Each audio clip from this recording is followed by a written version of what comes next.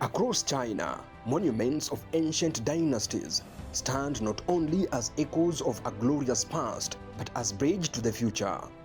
Today, we take you on a journey through China's cultural and architectural marvels, exploring how living traditions and heritage monuments breathe new life into cultural heritage. This is a story of shared purpose, where Kenya and China unite to preserve culture, promote cultural tourism, and foster global understanding. We'll be traversing various cities and states in China to bring you stories around heritage conservation and tourism, and the partnership between Kenya and China in terms of cooperation and diplomacy, and how this relations has brought fruits back home in Kenya. In particular, I'm in China, Beijing, the capital city of China, and we're here doing a hike on one of the most World Heritage sites that brings a lot of revenue to the government. So we want to see how this particular site can be replicated or same model in Kenya to turn around our heritage sites into a revenue generating stream.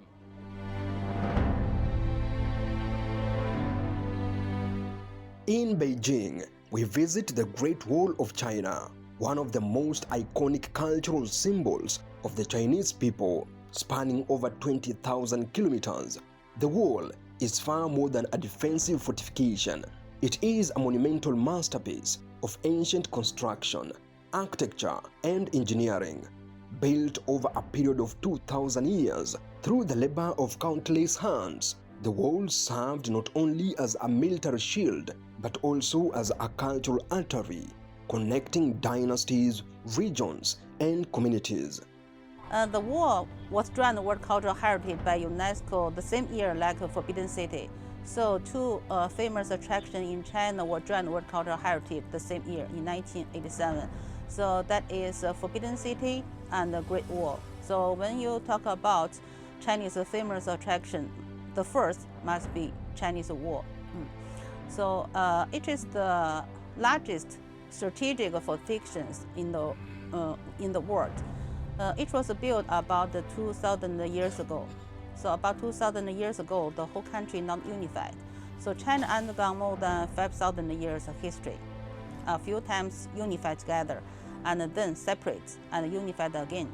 So about 2,000 years ago, the whole country not unified. It was mainly divided into many kingdoms, big or small.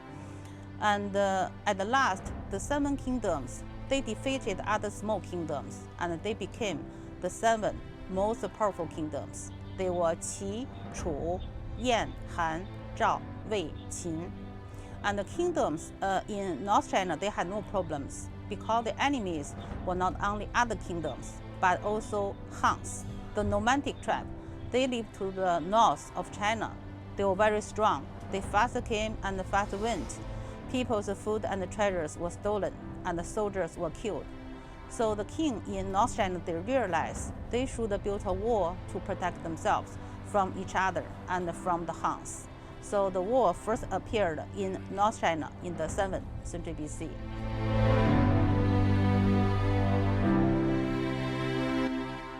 Today, it stands as a powerful national symbol of resilience and unity, representing the enduring spirit of safeguarding the country and its people. It now proudly welcomes the world to experience its majesty as both a UNESCO World Heritage Site and one of the 7 new wonders of the world. And in China, there is an old saying. Chinese former leader Chairman Mao used to say, "You are not a real hero until you climb the wall."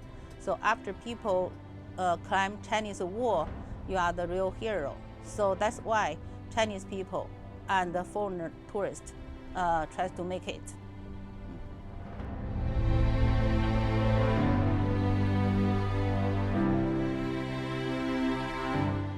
We have learned a lot. One is the inputs of the government, bringing the basic infrastructure to where the sites are. That's one. 2, these people have done a lot of awareness and education and involving the locals in preserving all these sites. But in our country, that one is lagging behind. we need to involve, we need to do a lot of public participation so that people knows that these things are the resource generating. They are employing young people in this thing. Then the management of our sites. The management of the sites here are well managed. Like they have managed their sites. The difference between the 5-star hotel and even the toilets we are using in these sites are more or less the same. But now, if you come to our site, you will not get even the toilet amenities, water, electricity, which are lacking there. Protecting universal outstanding values of heritage sites and heritage places is crucial in the overall management of a site. And therefore, this involves the protecting of physical attributes of the site as well as living attributes of the site. Now, as we are seeing here at the Great Wall of China, renovation is a key aspect of conservation and protection of heritage. Due to the large number of people visiting the site, there will always be wear and tear. And this therefore calls for constant renovation, restoration, and making sure that the physical attributes of the site are kept in good order. Today, it welcomes the world, standing proudly as one of the 7 new wonders and a UNESCO World Heritage Site. For Kenyan scholars and tourism officials, a visit to the Great Wall is more than just sightseeing. It is a study in preservation, resilience, and the power of heritage to shape national identity.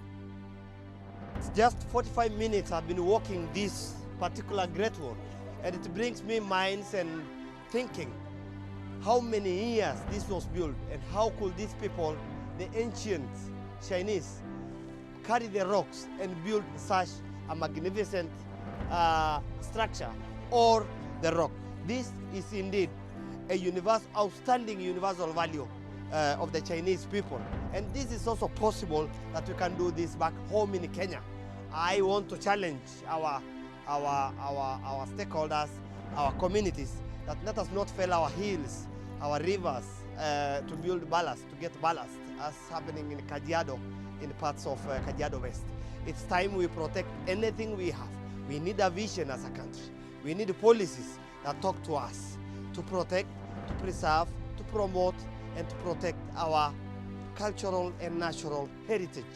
This is the heritage of the country. We need to borrow a lot from this. It has given me a thought into the intrusiveness of our nature as Kenyans. There is a challenge here from the way this building, the construction of the wall, because they have put life into a wall, life into a wall. We can put life into our heritage and bring it life. A Masai Manyata, give it life. A Wanga Kingdom, give it life. Go to Gede Hills, give it life. Go to Mombasa Town, give it life. Go to Lamu, give it life. And invest in them. And then we shall have this kind of flow of local tourists and international tourists into our regions. When it comes to infrastructure development and the ecosystem that supports tourism, I think that is well developed in this country. In all the sites that we visited, there was easy access to the sites because of the roads. There was easy access to the displays because of the technologies that are used. And I think this is something that as a country, we should also be able to learn from. There's no reason why, for instance, as a country, we can't deploy resources to make our cultural heritage sites accessible, including the World Heritage Sites, because it takes an effort to access some of these sites in our country at the moment. You have been a key instrument in implementing the 203 UNESCO convention, and in particular ICH. How are we performing as a country in implementing that in relation to our cooperation with China? While we have made a bit of strides, we still have a lot of benchmarking to do with a country like China, who have not just looked at culture for the sake of the cultural values, but it has focused on meeting the sustainable development goals.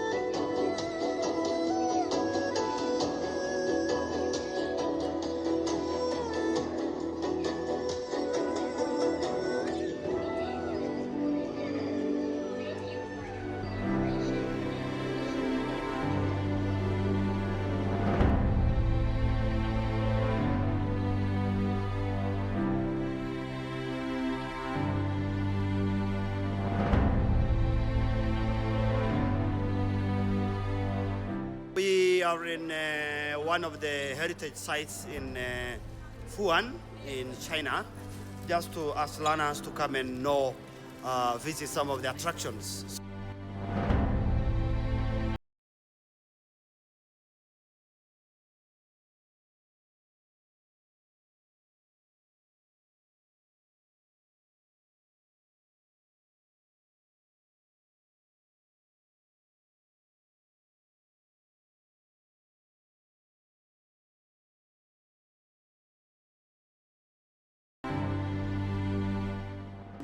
Tulo has been very high. First function is for defense function.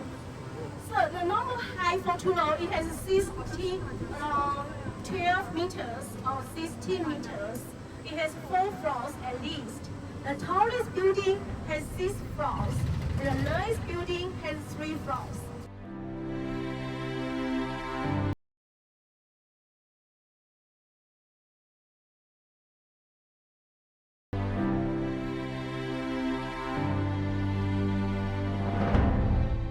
Deep in the mountainous regions of the Fujian province lies an architectural marvel unique to the Hakka people, the Tulo.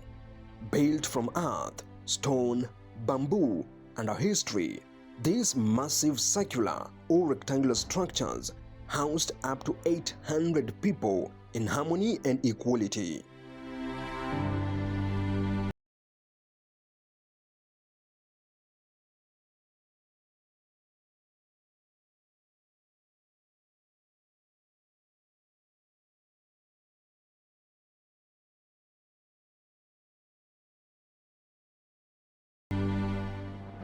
This building is about 1,000 years of age, and it's been here inherited from generation to the next generation. Actually, we are told the government pays the people, families who live here so that they can continue living here and then attract visitors locally and internationally. For example, you can imagine how much you paid in visa fees, how much you paid at the gate to come in here. The families get a bit of that money, and then they live here to preserve this very important heritage site. So I think we can learn a lot from what we have learned here and what we've seen in China about the place of culture, especially cultural heritage, especially monuments, and how they can help us to contribute to the national income and revenues. And if our government could just move a little bit to preserve and invest in cultural heritage sites, and then also motivate heritage holders and practitioners, we can go in a long way in getting a lot more in terms of development. The Tianlokeng Tulo Cluster, a UNESCO World Heritage Site, is one of the most iconic and well-preserved examples of Tulo architecture in China. It features 5 distinctive earthen buildings arranged in 4 smaller circular Tulo, encircling a larger central one. This symbolic layout reflects the traditional Hakka family structure, where each outer Tulo represents a different family branch, and the central Tulo serves as a communal hub. Not this building, another building. Yeah, of course. We have a very big building and much bigger than this one. It has 402 rooms. This building is 270 rooms.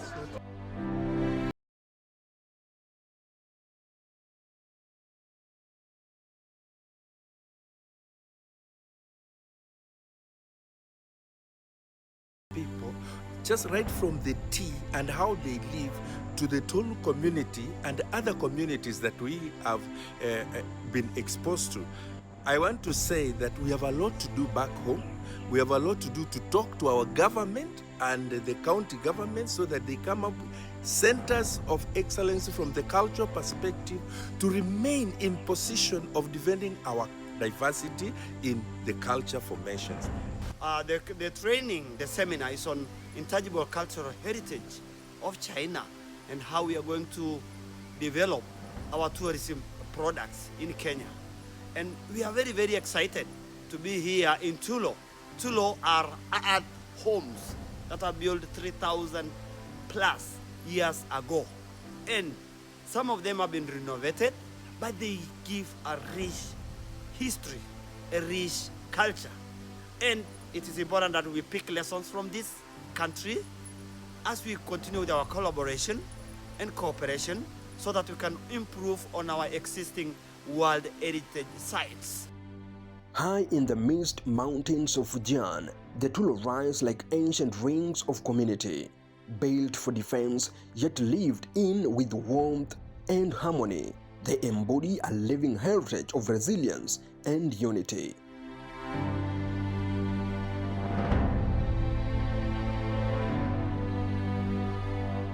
Carved into the limestone cliffs along the Yi River, the Longmen Grottos in Luoyang are a home to over 100,000 Buddhist stone statues.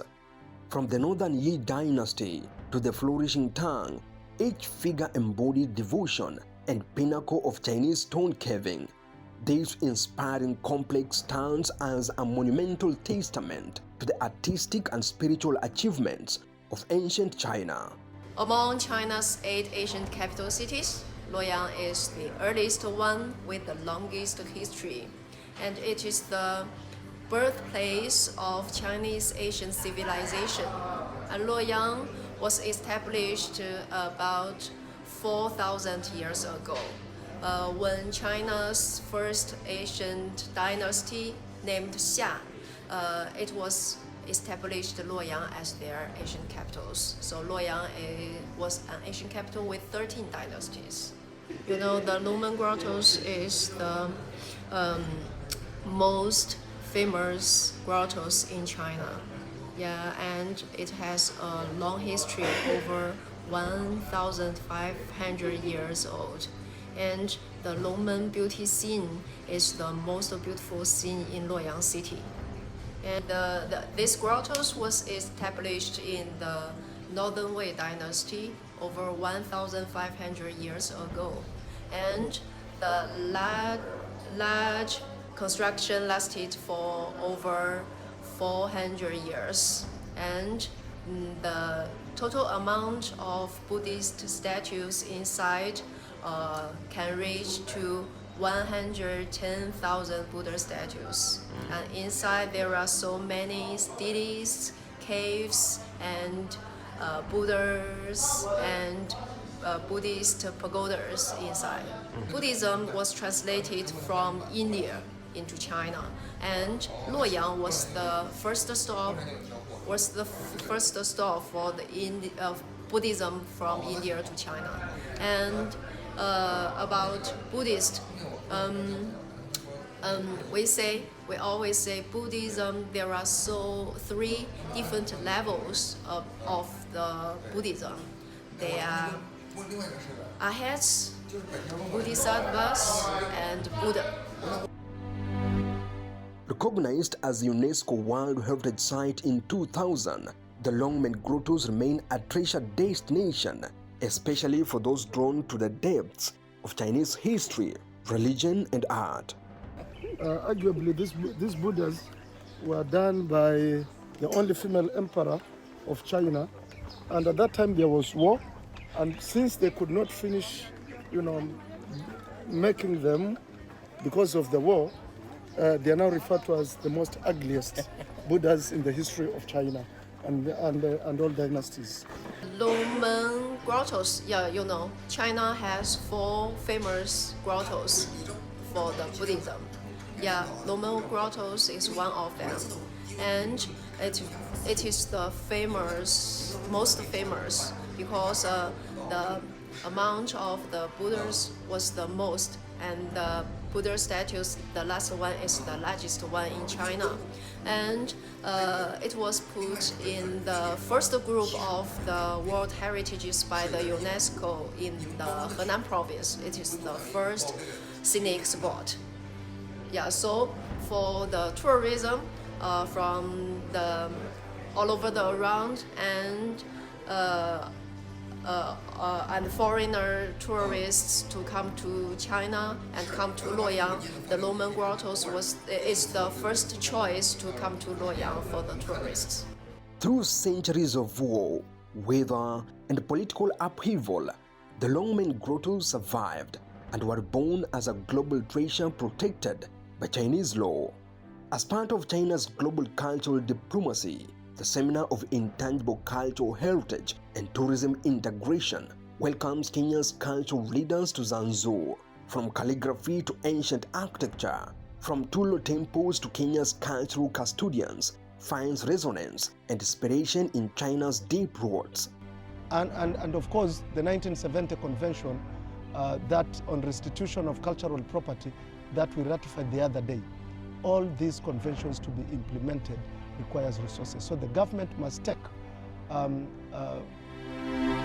serious intervention measures to ensure that the culture sector is well funded. From the Great Walls, enduring stones to Kenya's vibrant oral traditions, this journey has revealed that heritage is not just preserved, it is lived.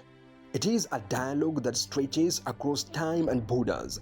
As Kenya and China journey together, we are reminded that the monuments we create, whether built on stone or formed through shared experience, have the power to bring communities together and inspire generations to come. For Culture Quest, I'm Levis Musumba.